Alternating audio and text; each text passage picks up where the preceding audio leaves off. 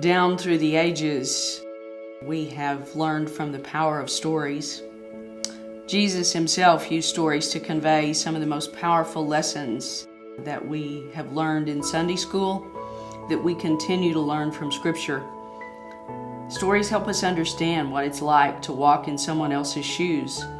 They help us relate, and stories create a sense of empathy for another human being that no other kind of information, no other kind of dialogue can create. One of the most devastating impacts of the journey of someone who experiences same-sex attraction is the isolation, feeling that we're alone, that we're the only one out there who's ever gone through this.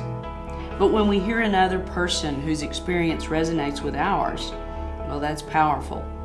It gives us the courage to say, "Me too," and to tell our story. And then another person is brave enough to tell their story, and another, and it begins to spread like wildfire. Wildfire, cleansing fire. Well, what would happen if more and more of us began to tell our stories?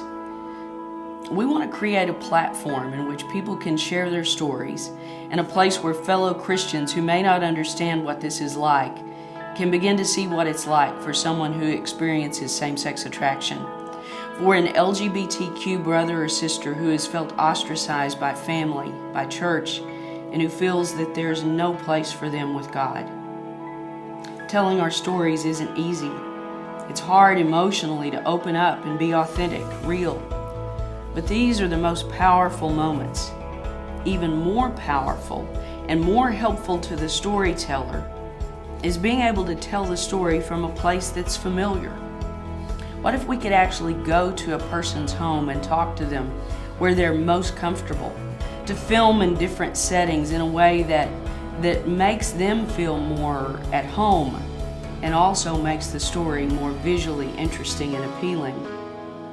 Well, it's more expensive this way. That would require travel expenses, it would require time. This video project requires technical expertise. But the end result, if we invest in this project wisely, can be groundbreaking. Because nothing like this has ever been done in churches of Christ. In fact, few stories of LGBTQ Christians have been documented, period. We've already lost brothers and sisters who didn't get to share their stories. But we can make up for that now. We can tell their stories for them. And we need to share our own before it's too late. Would you help us? Would you help us to record and preserve our stories while we still can? While we can still make a difference? So we can let people know that they're not alone? So we can let people know that they have a place with God?